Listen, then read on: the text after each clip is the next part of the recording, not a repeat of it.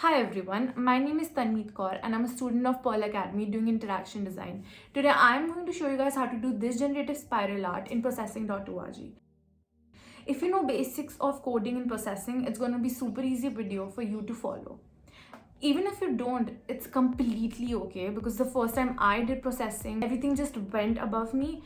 But thankfully, the faculty at my college helped me a lot that now finally I'm here in front of you guys telling you how to do a tutorial on this. You'll reach there, you just need to show some patience and you need to focus. It's very important that you focus on the details while you are coding.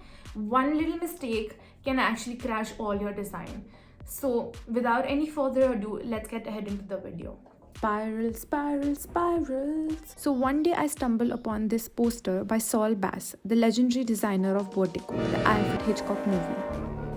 At first I thought this is impossible, like there's no way you can make this, but then I realized it would be so easy in processing. So we are going to make radial spinning art that changes when you press play.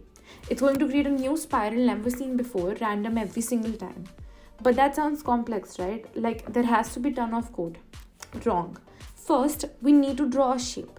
Now, we need a lot of shapes. Then we're going to rotate it and give it an angle. Then we are going to want to animate it. Then we're going to want to make things generative and random. We'll add our polishing touches with the color, the stroke weight. Let's start coding. First, we want to start with our setup and draw code. Now, we're going to want to add a shape. When you first look at the spiral, you might think it has to have a ton of code. But we're going to go with the line. We're going to want to draw a black background for some dark mode fields. Now let's draw a line. Now we need to add a fill. Finally we have a line, but it's still not a spiral. To make a lot of lines for our spiral, and if you want to do that, we need a for loop. Write your for loop and then copy the line above.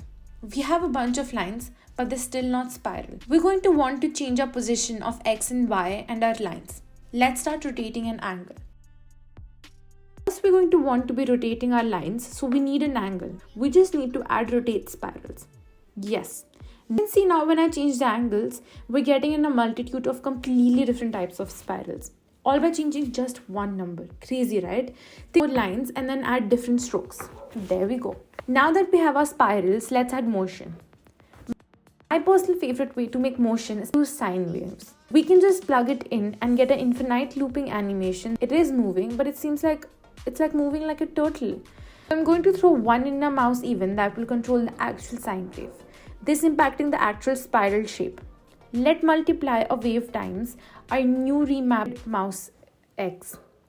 Let's center everything by using translate.